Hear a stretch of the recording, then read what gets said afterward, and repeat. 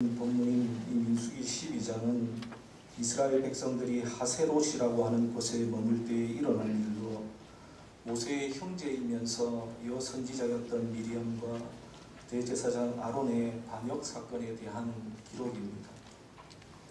민수기 11장이 백성들의 불평과 불만에 대한 그러한 기록이라면 민수기 12장은 이스라엘 민족의 지도자의 불평과 불만에 대한 기사입니다. 민수기 12장의 내용, 즉 사건의 개요는 다음과 같습니다. 모세가 구스 여자를 아내로 취한 일을 빌미로 해서 미리암과 아론이 모세를 비방하며 모세의 권위에 도전하게 됩니다. 오늘 본문 1절에 보시면 미리암과 아론이 모세를 비방한 까닭은 모세가 구스 여인을 아내로 맞아들였기 때문이라고 말하고 있습니다. 그런데 우리가 2절을 읽어보면 상황이 조금 다릅니다. 2절을 보면 그들이 이르되 여호와께서 모세와만 말씀하셨느냐 우리와도 말씀하지 아니하셨느냐 하매 여호와께서 이 말을 들으셨더라 라고 합니다. 1절과 2절을 보면 뭔가 앞뒤가 맞지 않고 조금은 부자연스럽습니다. 왜냐하면 1절에는 미리암과 아론이 모세를 찾아와 문제를 삼은 것은 모세가 구스 여인을 아내로 맞았기 때문이라고 했는데 2절을 보면 그렇지 않고 그들이 모세와 동등함을 주장했기 때문이라고 합니다. 그리고 하나님이 모세와만 말씀하신 것이 아니고 자기들과도 말씀하셨다고 하면서 그것을 근거로 제시하고 있습니다. 즉 미리암과 아론은 모세가 혼자 독주하는 것을 곱게 여기지 않았던 것으로 보입니다. 자기들도 모세보다 못하지 않다고 생각을 했고 모세와 동등한 역할을 하려 했던 것으로 보입니다. 자신의 동생이자 민족의 지도자였던 모세는 이스라엘 사람들을 인도하는 일을 맡아서 분주하게 움직이며 일하고 있는데 그의 형제였던 미리암과 아론은 모세의 자리를 탐내고 있었던 것입니다. 당시의 모세의 심정이 어떠했을까요? 아마도 모세는 굉장히 괴로웠을 것이고 어쩌면 죽고 싶은 그러한 심정이었을지도 모릅니다. 그리고 무엇을 어떻게 해야 할지도 몰랐을 것입니다. 그런데 이때에 하나님께서 이 사건에 개입하십니다. 오늘 본문 2절 하반절에 보시면 여호와께서 이 말을 들으셨더라 라고 말씀하고 있습니다. 하나님께서는 미리암과 아론이 한 말을 들으셨다고 합니다. 그리고 4절에 보면 하나님께서는 모세와 아론과 미리암 이렇게 세 사람을 회막으로 부르십니다. 그리고 그들이 회막에 갔을 때에 하나님께서 회막문에서 미리암과 아론을 또 따로 부르시고는 하신 말씀이 바로 6절에서 8절의 말씀입니다. 오늘 본문 말씀 6절에서 8절 말씀을 다 함께 읽어보도록 하겠습니다. 6절에서 8절입니다. 이르시되 내 말을 들으라. 너희 중에 선지자가 있으면 나 여호와가 환상으로 나를 그에게 알리기도 하고 꿈으로 그와 말하기도 하거니와 내 종 모세와는 그렇지 아니하니 그는 내 온 집에 충성하니라. 그와는 내가 대면하여 명백히 말하고 은밀한 말로 하지 아니하며 그는 또 여호와의 형상을 보고는 너희가 어찌하여 내 종 모세를 비방하기를 부러워하지 아니하느냐. 하나님께서는 미리암과 아론에게 선지자에 대해서 먼저 말씀을 하시면서 하나님은 선지자에게 환상이나 꿈으로 자신과 자신의 뜻을 알리기도 하고 말하기도 하셨다라고 하십니다. 그렇기 때문에 선지자는 매우 귀한 신분이며 직분이라는 것입니다. 하지만 하나님께서는 모세는 선지자 이상이다 라고 이렇게 또한 말씀하십니다. 하나님께서는 모세가 하나님의 모든 백성들을 충성스럽게 보살폈고 그와 얼굴과 얼굴을 맞대어 말하고 숨은 뜻으로 말하지 않고 분명히 말하며 여호와의 모습까지 보는 자라고 하시면서 모세를 비방했던, 모세에게 대항했던 미리암과 아론을 향해 책망하고 계십니다. 즉 하나님께서는 그들을 찾아오셔서 모세를 변호하시며 또한 모세를 재신임하고 계신 것입니다. 이후에 하나님께서는 모세의 권위에 도전했던 미리암에게 나병의 형벌을 내리십니다. 이에 아론이 회개하고 모세의 기도로 미리암은 다시 깨끗함을 받게 되고 이후에 바람 강야로 떠나게 되는 것이 바로 오늘 본문의 내용입니다. 그러면 오늘 이 사건이 우리에게 주는 교훈은 무엇입니까? 우리는 이 사건을 읽으면서 무엇을 배울 수 있을까요? 첫 번째는 하나님께서 세우신 권위와 질서를 존중해야 한다는 것입니다. 앞에서도 언급했듯이 아론과 미리암은 모세를 비방하다가 하나님으로부터 책망을 받았고 미리암은 그걸로 온몸이 절반이나 썩어 들어갈 만큼 심각한 나병에 걸리게 됩니다. 그러면 아론과 미리암이 하나님의 분노를 촉발하고 미리암이 나병이 걸리는 벌을 받은 궁극적인 이유가 무엇일까요? 어떤 이는 아론과 미리암의 탐욕을 그 원인으로 보기도 합니다.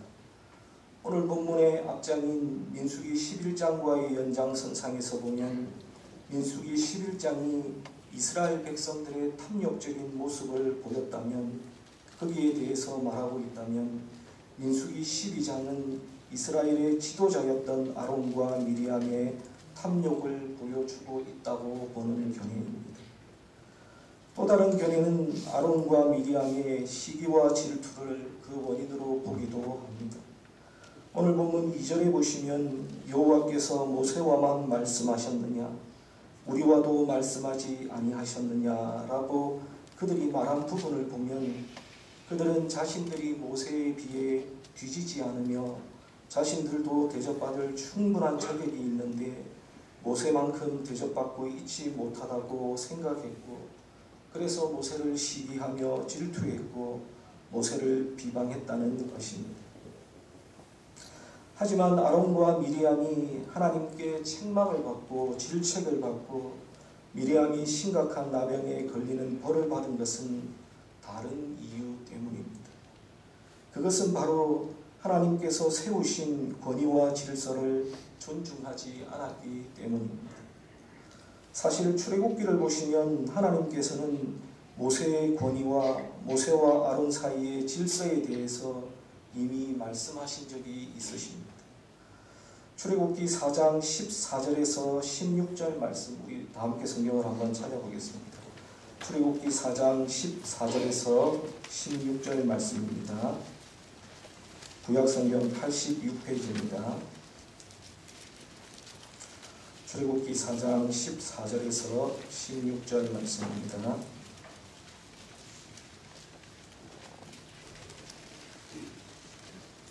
구약성경 86페이지입니다. 출애굽기 4장 14절에서 16절 말씀입니다. 우리 다 같이 함께 읽도록 하겠습니다. 여호와께서 모세를 향하여 노하여 이르시되 레위 사람 내 형 아론이 있지 아니하냐? 그가 말 잘하는 것을 내가 아노라. 그가 너를 만나러 나오나니 그가 너를 볼 때에 그의 마음에 기쁨이 있을 것이라. 너는 그에게 말하고 그의 입에 한 말을 주라. 내가 내 입과 그의 입에 함께 있어서 너희들이 행할 일을 가르치리라. 그가 너를 대신하여 말할 것이니 그는 내 입을 대신할 것이요 너는 그에게 하나님같이 되리라. 아멘. 출애굽기 4장 14절에서 16절의 말씀은 하나님께서 모세를 애굽으로 보내시려고 하시는데 모세가 자신은 말을 잘 못한다고 자꾸 변명하니까 하나님께서 노하시면서 모세에게 주시는 말씀입니다. 하나님은 모세를 향해서 그의 형 아론을 모세를 대신해서 말하는 자, 즉 돕는 자로 세우시고 너는 그에게 하나님과 같이 될 것이라고 분명하게 말씀하셨습니다. 하나님은 모세를 부르셨습니다. 그리고 모세를 돕게 하기 위해서 아론을 부르셨습니다. 아론은 하나님이 왜 자신을 부르셨는지를 먼저 알아야 했습니다. 그런데 그렇게 하지 못했고 모세를 비방하고 모세에게 반역함으로 하나님께서 세우신 권위와 질서를 존중하지 않았고, 나아가 그들은 모세를 세우신 하나님을 비방하는 죄를 범하게 되었던 것입니다. 사랑하는 여러분, 모든 단체나 공동체에는 권위와 질서가 필요합니다. 그것이 무너지면 공동체는 계속 이어질 수가 없습니다. 교회라는 공동체도 역시 마찬가지입니다. 교회 안에서도 하나님께서 세우신 권위와 질서가 있습니다. 그것이 무너지면 교회도 역시 힘들어질 수밖에 없고, 교회도 약해질 수밖에 없고, 무너질 수밖에 없습니다. 그리고 하나님께서는 그러한 상황을 결코 방관하지 않으십니다. 그러므로 우리는 하나님께서 세우신 권위와 질서를 존중할 줄 알아야 합니다. 그렇다고 이 말이 목사나 장로와 같은 교회의 리더십들에게 무조건 복종하고 굴종하라는 그러한 의미가 아닙니다.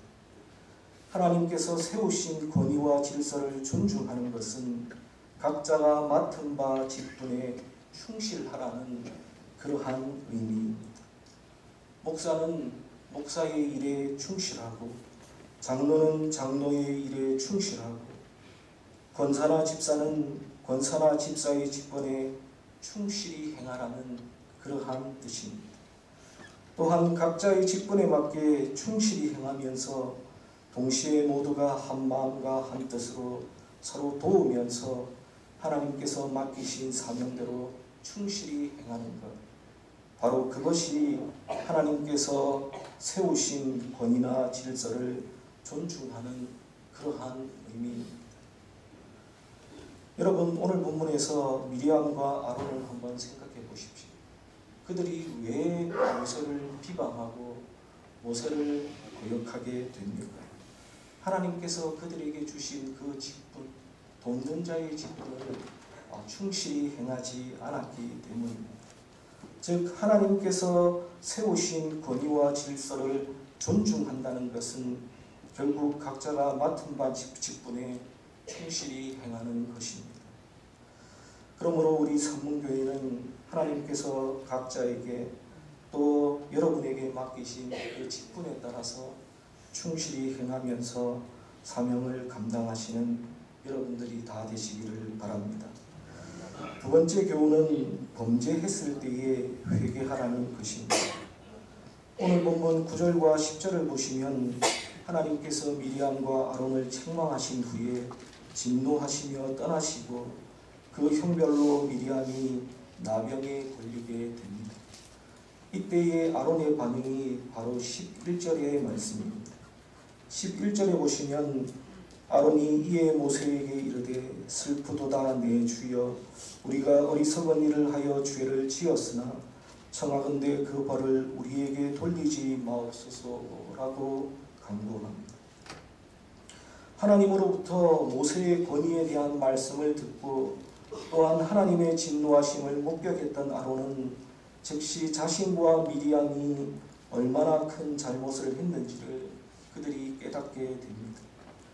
이에 그는 지체하지 않고 이전에 품었던 교만한 마음을 돌이켜 자신을 철저히 낮추고 하나님께 회개하게 됩니다. 그래서 11절에 보면 아론은 모세를 부를 때에 내 주여라고 부르면서 자신을 철저히 낮추고 회개하는 그러한 모습을 보여줍니다. 여러분, 아론의 회개는 어떤 결과를 가져왔습니까? 아론의 회개는 모세의 기도를 촉발했고, 모세의 기도는 하나님의 진노를 무너뜨리며 미리암이 죽지 않게 되는 그러한 결과를 가지고 왔습니다. 여기서 우리가 생각할 것이 바로 이것입니다. 우리가 하나님 앞에 범죄했을 때에 겸손히 엎드리면 하나님께서는 용서하시며 긍휼을 베푸십니다. 구약 성경에서 대표적인 예가 바로 요나의 설교를 들은 니느웨 백성들의 회개입니다. 요나가 하나님의 심판의 메시지를 그들에게 선포하자 그들은 하나님께 엎드려 회개했고 그들을 향한 하나님의 심판이 연기되었던 것을 우리는 잘 알고 있습니다. 내가 뇌 죄를 겸손히 인정하고 회개하면 우리는 당장은 죽을 것 같지만 도리어 회복하게 되고 살게 되는 것이 바로 회개의 역설이고 회개의 능력입니다. 사랑하는 여러분, 하나님께 지은 죄가 있습니까? 하나님의 마음을 아프게 했던 나만의 죄가 있습니까? 하나님께서는 이미 다 알고 계십니다. 보시고 들으시며 다 알고 계십니다. 그러므로 숨기려 하기보다는 하나님께 죄를 토해내고 회개하시고 깨끗함을 받으시기를 바랍니다. 여러분, 그것이 바로 저와 여러분들이 사는 길입니다. 그런데 중요한 것은, 더 중요한 것은 회개할 기회가 있을 때에 빨리 회개해야 한다는 것입니다. 사실 오늘 본문을 보면 하나님께서는 모세를 비방한 미리암과 아론에게 회개할 기회를 여러 번 주셨습니다. 첫 번째는 모세와 아론과 미리암을 동시에 불렀을 때입니다.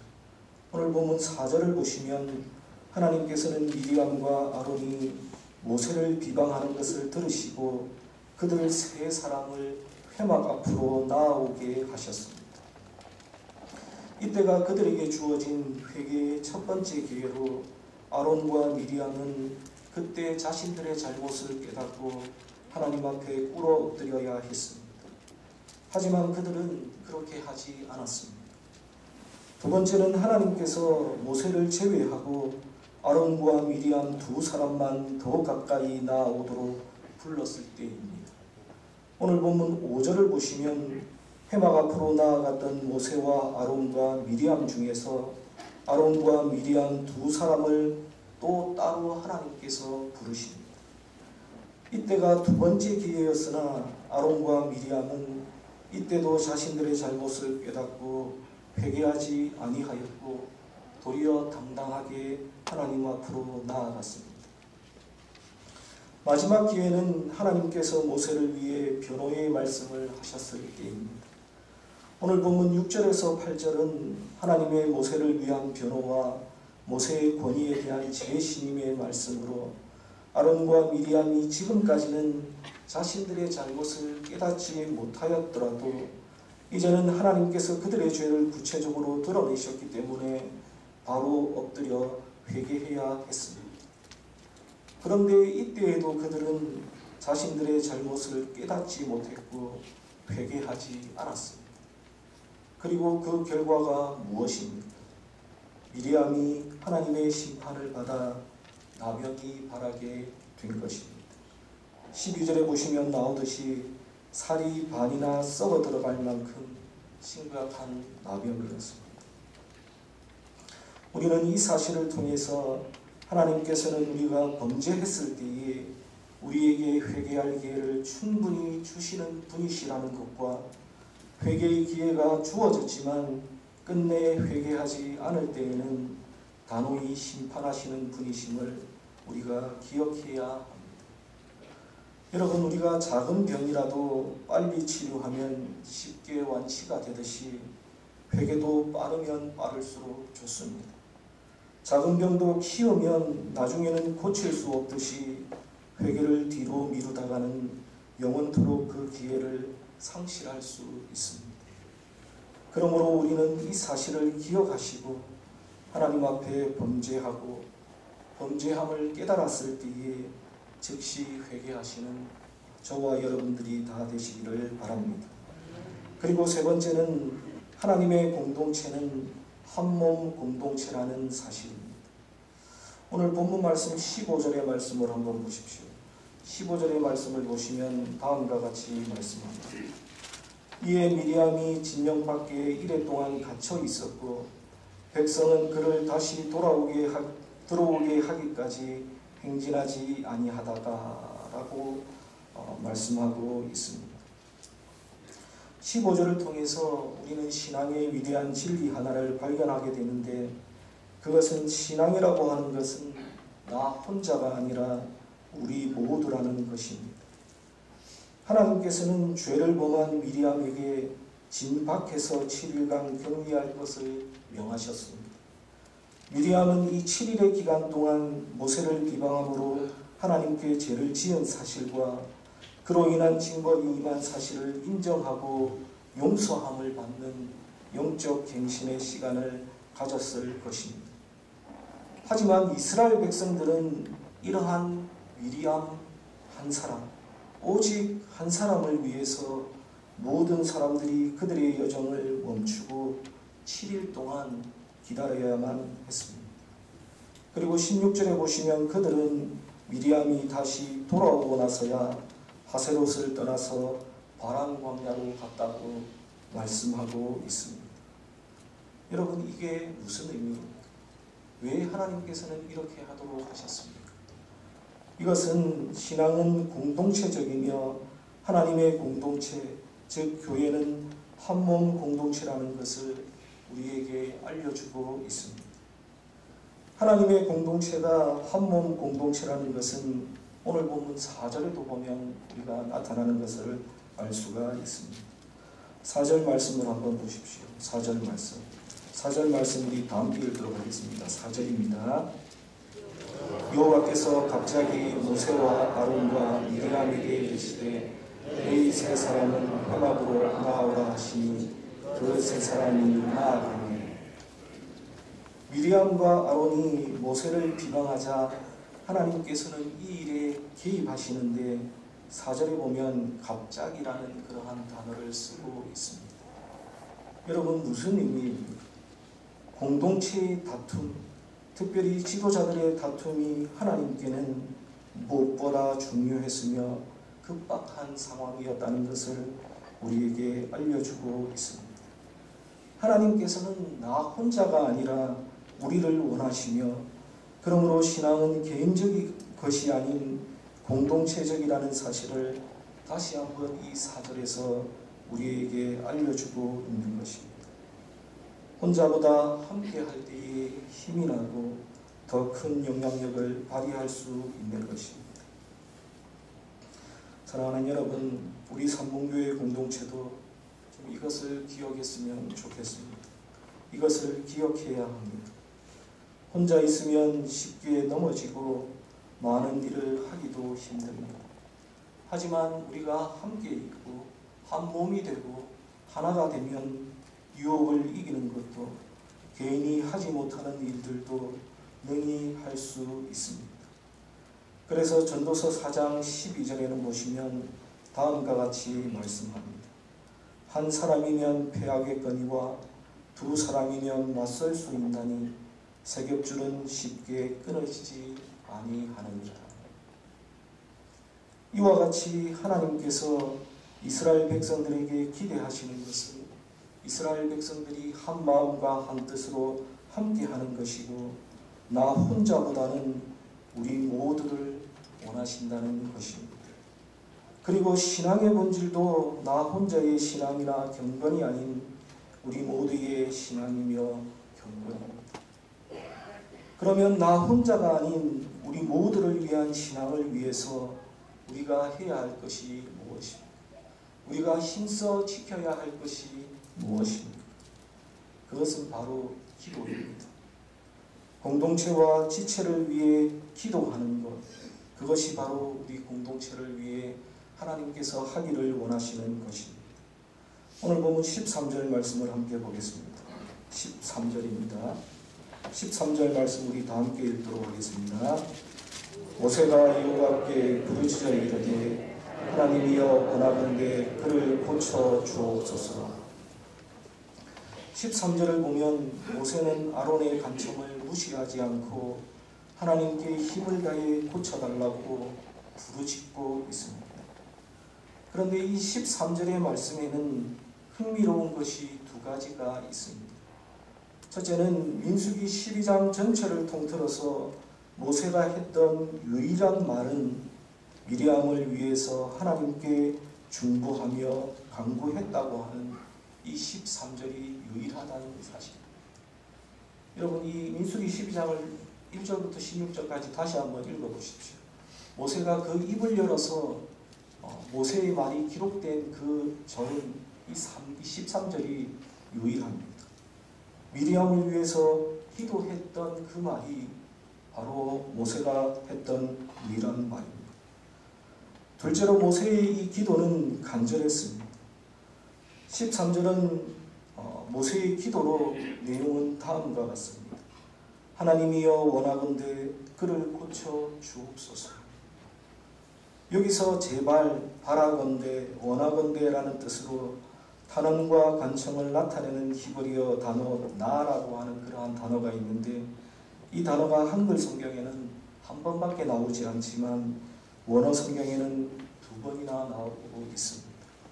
그것도 하나님과 고쳐달라와 그녀를 사이에 각각 위치하고 있어서 그 의미를 한층 강조해서 나타나고 있습니다.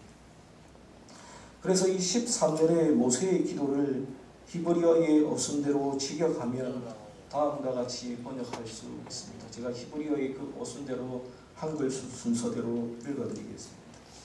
하나님이여 원하건대 고쳐 주옵소서 제발 그녀를 이라고 순서대로 번역하면 이렇게 번역할 수 있습니다.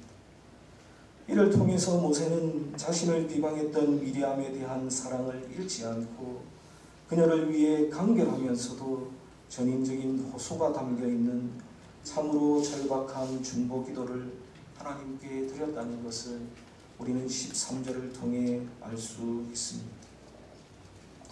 여러분, 이것이 알려주는 것이 무엇입니까? 이것이 의미하는 것이 무엇입니까? 우리가 공동체를 위해 할 수 있는 가장 중요하고 가장 필요한 것이 바로 기도라는 사실을 우리에게 알려주고 있습니다. 사건의 피해자이며 제일 할 말이 많았던 이 모세가 했던 유일한 말이 미리암을 위한 아주 간절한 중보 기도라는 것은 공동체를 위해 하는 우리의 기도가 얼마나 중요한지를 우리에게 알려주고 있는 것입니다. 사랑하는 여러분, 바라기는 우리 산문교회가 한몸 공동체가 먼저 되기를 바랍니다. 각자 배경이 다 다르고 여러가지 살아왔던 그러한 삶의 배경이 다르기 때문에 하나 되기가 참 쉽지 않습니다. 하지만 하나님께서는 우리를 이 산문교회라는 한 공동체로 불러주셨습니다. 우리 산문교회는 한몸 공동체로 서로 기도하면서 사랑하면서 하나님께서 주신 이 사명을 잘 감당해서 하나님의 칭찬을 받고 하나님께 인정받는 그러한 교회와 성도들이 다 되시는 저와 여러분들이 되시기를 주님의 이름으로 간절히 축원합니다. 다 함께 기도하겠습니다. 참 좋으신 아버지 하나님, 하나님의 사랑과 은혜를 감사합니다.